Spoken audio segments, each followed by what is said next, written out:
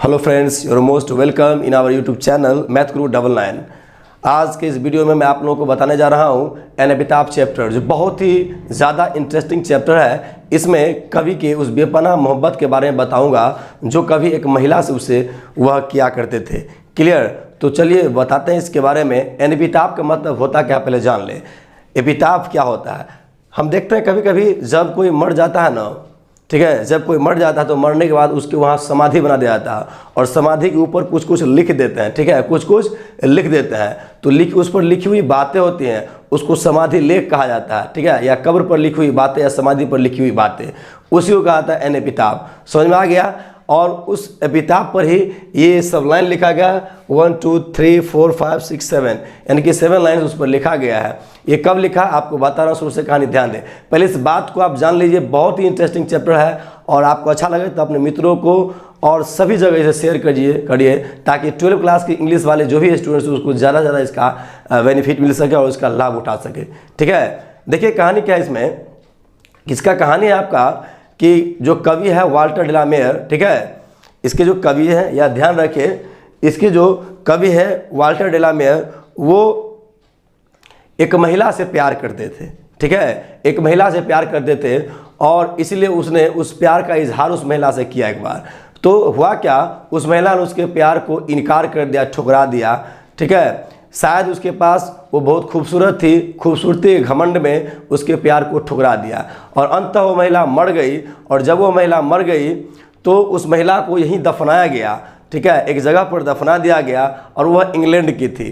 ठीक है, और जब उसको दफना दिया गया तो महिला वहाँ पर गए, जहाँ पर दफना दिया गया, ठीक है, सॉरी, जहाँ पर दफना दिया गया तो उस महिला को वहाँ पर ना कवि जाते हैं और कवि उसके कब्र के सामने में है, उसके एपिटाफ के सामने में है और उस पर लिखे हुए हैं और उस चीज़ को बोल रहे हैं कवि, और इस चीज़ को बता रहे हैं और रो रहे हैं यहाँ पर कि एक सुंदर सी महिला थी जिससे मैं बेहद प्यार किया करता था।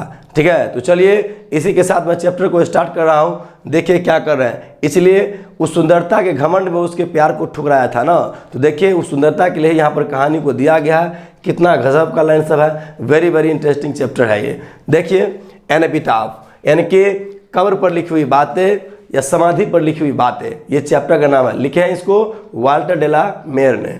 चलिए जानते हैं, let's start this chapter.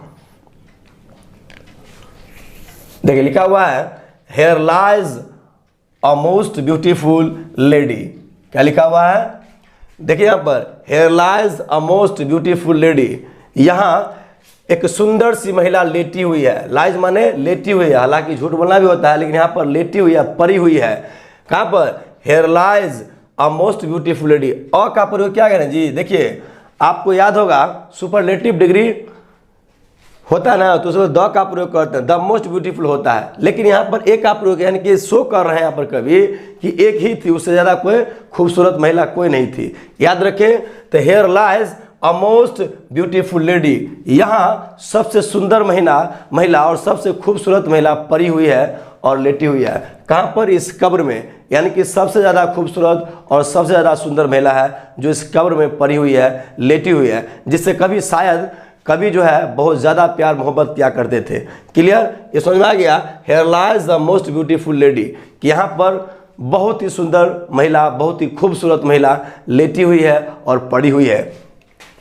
Light of a step and heart was she. यहाँ देखिए ये फ्रेज है पूरा, इसलिए मैं इसको इंडिकेट कर दिया हूँ। Life of a step and heart was she, यानी कि यहाँ वहाँ घूमने की आदत थी उसमें। ठीक है, यहाँ वहाँ घूमने की आदत, लेकिन वह आदत कभी गलत नहीं होना। ठीक है, इसका मतलब होता है यहाँ वहाँ घूमने की आदत, लेकिन वो आदत गलत नहीं होना। तो यहाँ पर यही लिखते हैं कि light of a step and heart was she, उसकी जो आदत थी, यहाँ वहाँ घूमने की आदत थी, लेकिन किसी भी तरीके से उसका आदत गलत नहीं था। ठीक है, यहाँ वहाँ घूमने की आदत थी लेकिन वह किसी भी तरीके से गलत नहीं था, यानी कि वह चंचला थी, मन चली थी।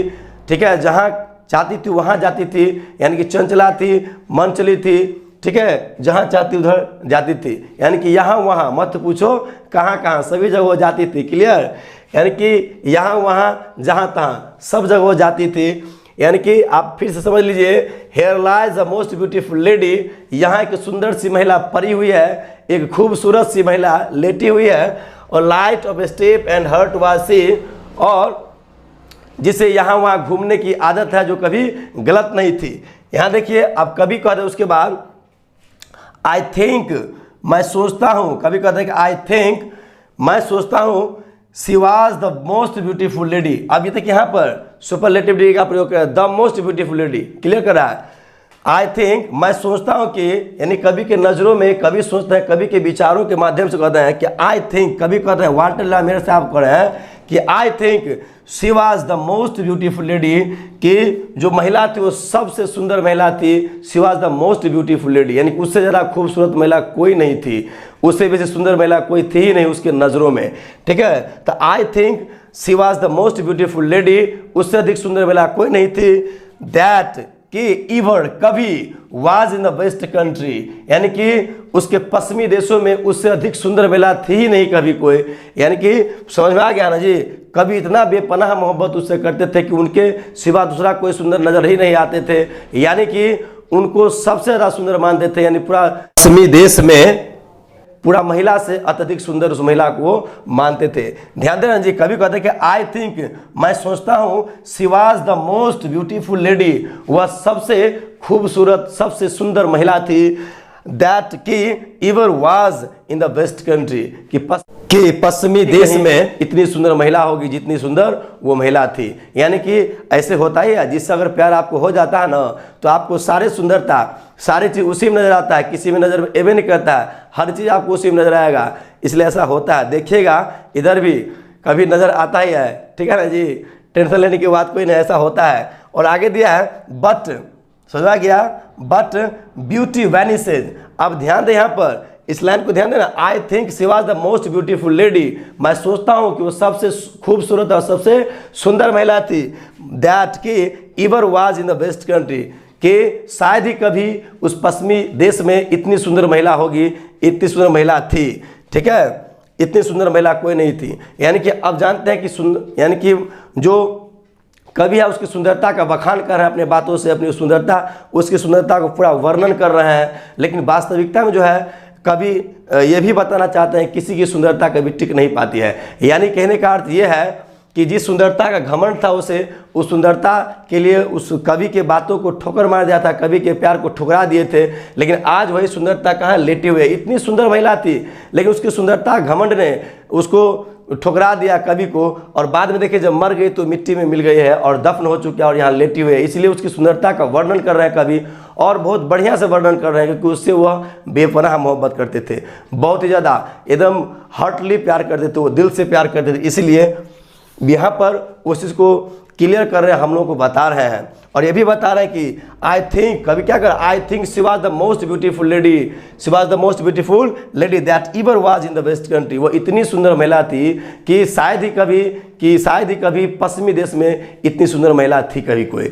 यानी कि यहाँ क्लियर। लेकिन फिर कहता है कभी बट लेकिन ब्यूटी वैनिसेज, लेकिन जो सुंदरता है ना वो गायब हो जाती है। वैनिसेज का मतलब होता है गायब हो जाना, लेकिन जो सुंदरता है ना वो गायब हो जाती है, सुंदरता रह नहीं पाते, कुछ समय के लिए आती है और वो नष्ट हो जाता है। सबके ऊपर सुंदरता आता है, वो आती है और चली जाती है। यानी कि बट ब्यूटी वैनिसेज, लेकिन सुंदरता नष्ट हो जाती है, ब्यूटी पासेज, और सुंदरता गुजर जाती है। इसलिए किसी को सुंदरता घमंड नहीं करना चाहिए।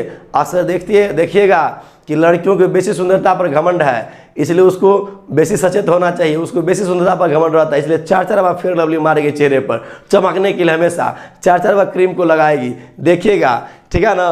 तो इससे कुछ नहीं होने वाला है। उसमें क्वालिटी होनी चाहिए, उसमें गुण होना चाहिए, उसमें मेरिट होना चाहिए, उसमें वर्च्यू होना चाहिए, वो गुण ही उसकी पहचान है। सुंदरता तो कभी कभी नष्ट हो जाता है, इसलिए बेसिक क्रीम लगाने से आप सुंदर नहीं हो जाएंगे। आपका कर्म ही आपका सुंदर है, कर्म ही आपकी सबसे बड़ी पहचान है, सुंदरता आपकी कोई पहचान नहीं है, आप नष्ट हो जाएंगे। इसलिए आपको अपने कर्म को आगे बढ़ाना है, ताकि मरने के बाद भी आपको लोग सुंदरता से नहीं जानेंगे, आपके कर्म से जानेंगे। हालांकि कभी कोई इसकी सुंदरता से प्यार था, इसलिए बहुत ज़्यादा इसकी सुंदरता का वर्णन करते हैं। इसलिए तो यहाँ पर समझ में आ गया, बट ब्यूटी वैनिसेज, सुंदरता समाप्त हो जाती है, सुंदरता समाप्त हो जाती है, गायब हो जाती है। ब्यूटी पासेज, और जो सुंदरता है वो गुजर जाती है। इसलिए सुंदरता पर घमंड नहीं करना चाहिए, ठीक है। और खासकर लड़की लोग, आप लोग कभी घमंड नहीं करिए सुंदरता पर, वो गायब हो जाएगा। रेयर और कितने दुर्लभ हो, सुंदरता कितने भी दुर्लभ हो, और रेयर इट बी,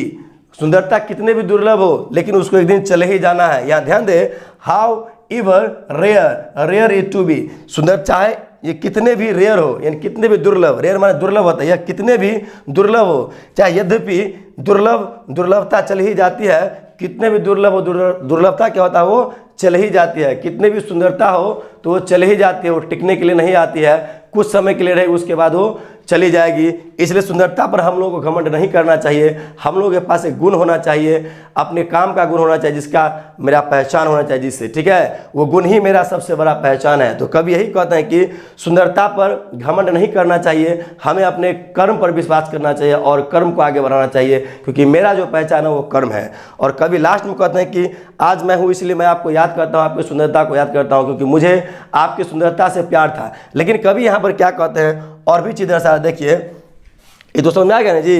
फिर से एक लाइन को जान ले, how ever rare it to be, कि कितने ही दुर्लभ हो लेकिन दुर्लभता चली ही जाती है। और एंड को लास्ट में कहते कभी एंड वेन, और कहते कि और जब, एंड वेन आई क्रम्बल माने टुकड़ों टुकड़ों में हो जाना, यानी कि मर जाना। यहाँ क्रम्बल का मतलब टुकड़ों टुकड़ों में हो जाना, यानी कि मर जाना। यहाँ सेंटेंस के अनुसार बनेगा मर जाना। कहता है वेन आई क्रम्बल, जब मैं मर जाऊं, जब मेरी मौत हो जाएगी, ठीक है। कभी कहते हैं कि जब मेरी मौत हो जाएगी, जब मैं भी मर जाऊंगा। When I crumble, who will remember this lady, कौन इस महिला को याद करेगा। जब मैं ही मर जाऊंगा तो कौन इस महिला को याद करेगा, जिससे मैं बहुत ज़्यादा प्यार करता था, जिसकी सुंदरता से मुझे बहुत ज़्यादा बेइंतहा मोहब्बत था। ये मैं भी मर जाऊंगा तो आखिर कौन याद करेगा ऐसी महिला को, जो सबसे सुंदर महिला थी इस बेस्ट कंट्री में, इस पश्चिमी सभ्यता में, इस पश्चिमी देश में। हाँ, ध्यान दें यहाँ पर, and when I crumble who will remember this lady of the best country, यानी कह रहा है कि यदि मैं मर जाऊं तो कौन याद करेगा उस महिला को, कौन याद करेगा उस महिला को जो कहाँ उस बेस्ट कंट्री की सबसे खूबसूरत महिला है, सबसे खूबसूरत महिला थी, ठीक है। यानी कि मेरे मरने के बाद इसे कौन याद करेगा, यदि मैं ही मर जाऊंगा और मुझे ही कल को होकर तो इसमें जाना ही है, मुझे ही दफन ही हो जाना है। इसलिए किसी को सुंदरता का घमंड नहीं होना चाहिए, ठीक है। आज मैंने देखा इस चीज़ को, कभी यही कहा कि मैं ही अगर मर जाऊं तो कौन होगा जो तुम्हें याद करेगा। क्लियर। तो आपका सुंदरता घमंड नहीं होना चाहिए, किसी भी कीमत पर आप अपने कर्म पर ध्यान दें, और का कर्म ही आपका बहुत बड़ी पहचान है। कि अब यही चीज़ बताना चाहते हैं एनएपिताप चैप्टर में। यह चैप्टर जो है वेरी इंपॉर्टेंट चैप्टर है। 12th क्लास इंग्लिश का 100 मार्क्स के लिए बहुत ही ज़्यादा पावरफुल चैप्टर है। और स्टूडेंट्स, आप हमेशा के लिए चैप्टर को देखिए, दिमाग में बैठा लीजिए।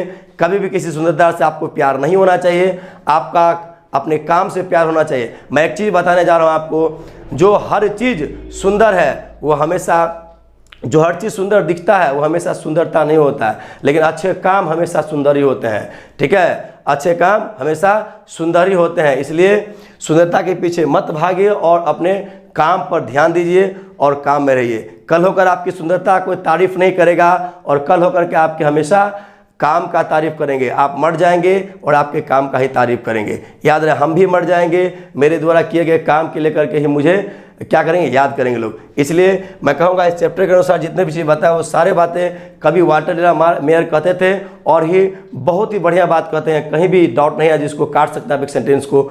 बहुत ही गजब की बात ये करते हैं। तो उम्मीद करता हूँ ये वीडियो आपको समझ में आ चुका होगा, और हमें नहीं लगता कि आपको दिक्कत है कोई, ठीक है। यदि आपको दिक्कत हो तो मेरे कमेंट बॉक्स में लिख करके आप मुझे भेज दीजिएगा, और मैं आप लोगों के लिए सबसे ज़्यादा क्लियर करके और भी बताऊंगा।